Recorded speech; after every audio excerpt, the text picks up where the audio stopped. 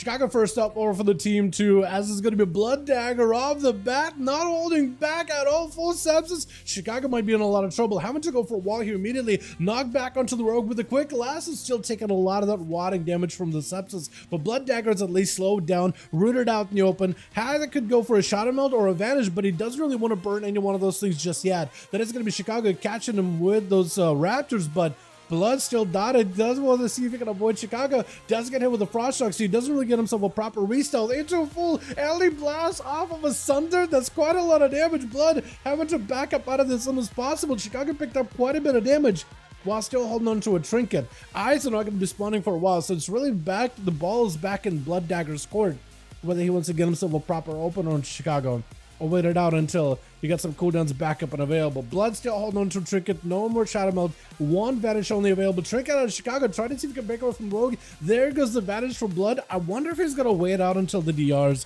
are completely gone before going back in Chicago. But the eyes hopefully should be coming back up little by little. Blood over for his team. We got ourselves Chills over on the Warrior. This time we got Mac, we got Mommy Salami, as well as Pyros over in the back as well.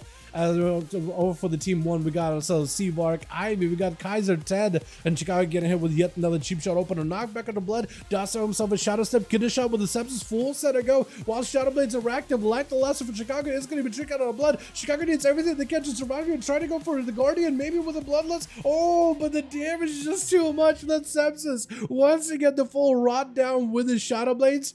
As a rogue, there really isn't much you can do. Ivy tried to see if you can keep Blood Dagger in combat. Should go for the Hunter's Mark as soon as possible, just to maintain the full line of sight of the guy. Trying to gut around, definitely needs Hunter's Mark as soon as possible. Try to see if you can hit him with a Scatter.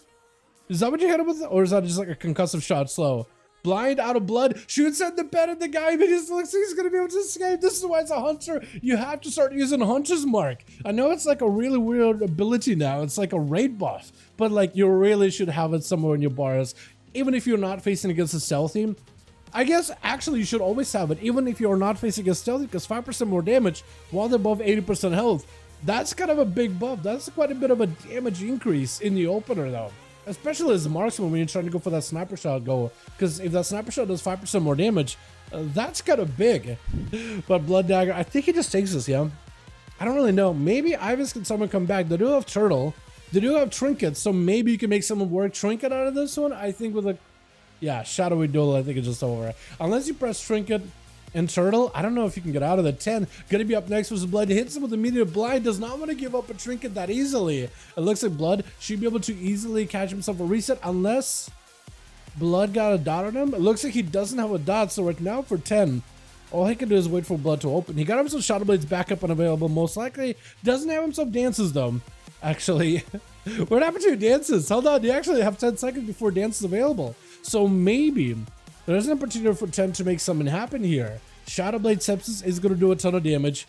Vanish is there, so you can use it as escape. You got yourself at least one dance, it should be alright. Imprisoned before you can really get himself a proper opener. Cheap shot by the rogue. Shadow Blades at the ready. Trinket for that immunity. Sepsis still is on you. You're going to be able to immune some of his damage, but as soon as the immunity falls off, you're still taking full hits out of that thing. Trying to see if you can go for a bit of a eventual retreat to maybe Immunostun out of Blood. Evasion up for the rogue. Stun right after by 10. Trying to go for Sigil of Fear. Does catch the rogue out in the open. Still has access to a Vanish as well as a Cloak. Is going to go for use of both of them. If 10 can maybe use Spectral Sight to catch the rogue very quickly. Trying to see if he can use the mobility. Does not quite reach him just like that. Maybe he could use the Sigil of Fire around the corner. The Sigil of the Flame around the corner. Doesn't quite get to. Blood gets a full proper reset. Eyes it back up. Hits him with the sap. Doesn't have much in terms of offensive power here. But I think as long as he's very careful, he might still be okay. Looks like he's playing very defensive. Gives 10 an opportunity to get on the offensive. Got himself full blade. Actually, he goes in for the cleave after the blade dance. I feel like you gotta go cleave their blade dance, but I think Blood is dead either way though, yeah. Just a couple more of those blade dances and you're done for the count, but Chill kills. Gotta be up next. Dampening rolling up into the 29% dampening. At this point, all healing you do, you're basically running around with a Mortal Strike passively. A little bit stronger than a Mortal Strike.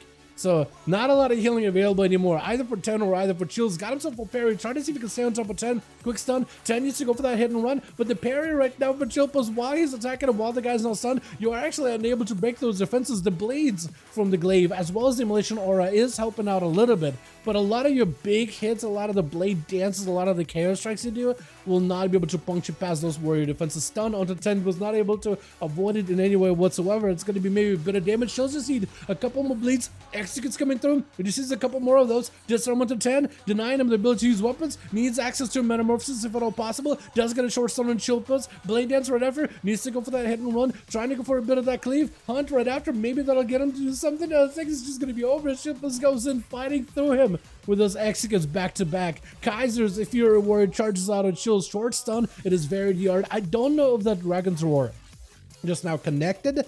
I think it did because it looks like Chillpas is taking damage over time. I believe it did. Yeah, I might have. Because Kaiser, I wasn't sure if that bleed would have connected. I don't know if it was line of sight on him or not.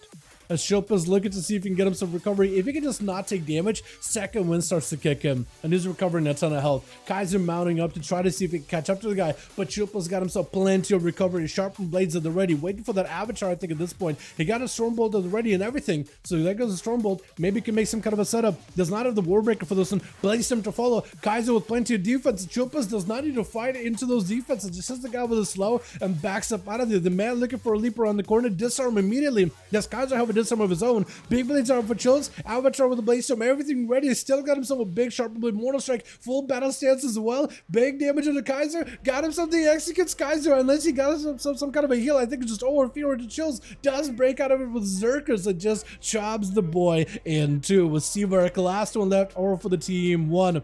Playing the Frost Mage this time around. Got himself full Novas onto Chills with a quick breath. Ring of Frost on one side. Trying to see if he can just one-shot him, I think.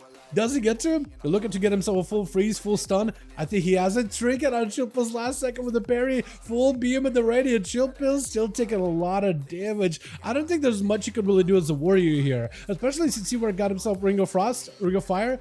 Yeah, it's over. Once you leap in, that's it. You took the dot. There's no way for you to recover. You need that second wind to help you out best possible. Mommy's Salami up next. Immediately Fire Breath hits him with a poly right afterwards. Glacier Spike to follow. Quite a bit of damage with a freeze. Got to break out of it the last second with a, what's it called? A diffused magic. Trying to see if it can maybe reverse the route back on the Seavark as he does go blinking in. Ring of Peace doesn't really stomple Seavark too much though, as he's popping in Ring of Fire as well as the Blizzard, forcing Mami Salami to run through all that. Needs a karma right now. Might just go down. Cannot get close enough to Seavark whatsoever. Blizzard around the corner finally gets himself a karma. Could be an ice block on the Seavark. Mami Salami got no defenses. Dampen Harm is the only thing that's maybe kind of helping him.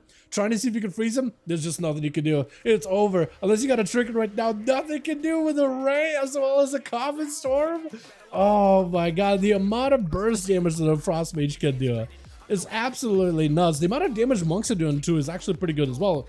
But the setup by a Frost Mage is just phenomenal. He got himself an interrupt, or at least he got himself a juke, so then Ring of Peace did nothing for him. Quick poly onto Mac. Let's see if we're trying to see if he can get himself some cooldowns back little by little. Looks like he's already used double block. Did you already use double block? I'm seeing your what's it called? Cold Snap already on cooldown. Ice Block also on cooldown, so I guess you either double block or you might have used Cold Snap a little bit too early before you use the block. I'm not even sure. Mac gonna be up next. Got himself plenty of defensives though. The roots are not really connecting for Seavark right now. Got himself the Water Elemental with the freeze ability. Looking to maybe pressure Mac while he's behind the pillar. If you go for the frozen orbs, frozen Ring of Frost and everything, you actually could put so much pressure while the enemy's behind the pillar. There's nothing you can do. He went through the karma, trying to see if he can just fight right through it. Mac, well, that's his last bastion of defense. Maybe he can go for a dampen. Does go in for a turtle, not turtle, but a port back behind the pillar. Seavark taking a bit of damage. That's a win. Is going to apply a little bit of pressure on him. As long as you know there's a win, you'll be fine. Mac having to run through the frozen orb as well as a blizzard. Does get out of there as soon as possible. Getting back on top of Seavark as quickly as you can. That is going to be a Ring of Peace, but a Ring of Fire, if you are going to want to run to Seavark, that's a lot of constant damage that you have to run through. Get Seavark super low. Actually, hold on. Seavark is real low. So is Mag. It could be anyone's game right now. Ring of Frost around the corner. Seavark does not get to freeze Mag just yet. Trying to see if he can sit down, maybe get some food, and Viz getting used immediately. Mac having to run through the Ring of Frost does slow him. but it doesn't take him out. Big Glacial gets him super low. Every one of these lances could be very brutal. Hold on a second. Blizzard's around the corner. Ring of Fire on the other side. Mac is caught.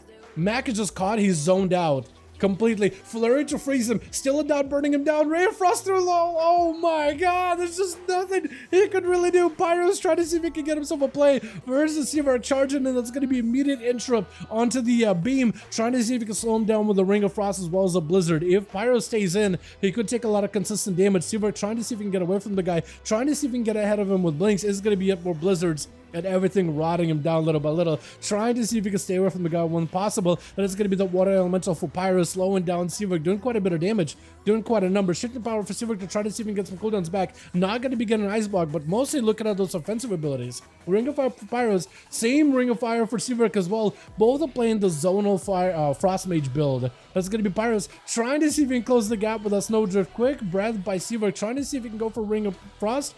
Maybe he can go for his own Snowdrift, trying to see if he can make a play. Dropping down full damage. Pyros taking so many big hits, does go to break out of it for an interrupt, but still took huge hits. Pyros has himself Ice Block in case he needs to, so he's okay. Seaver does work back at Ice Block. Pyros trying to see if he can get some kind of a play too. Also goes for the block, but Seaver got himself fully surrounded with Ring of Fire, Ring of Frost, and as well as a Glacier Spike ready. Glacier Spike cooking. So he knows he's gonna pop out. What is happening? The man's no health. A last spike at the very end. Are you kidding me? I am amazed. He went in from no health whatsoever and worked it back up little by little. That was incredible to watch. He got super low when fighting against the monk. And then I thought, well, the Frost Mage walking in, that's going to be over. But the man just used Plenty mobility, used the zonal abilities to put pressure on the mage while he's behind the pillar, and slowly over time whittled him down until they were both very close. Forced a block, got a block himself. That was insane. And then got a spike, and that was it. Once he got that spike after the block faded, that was everything he needed. He just sent it as the block is about to go.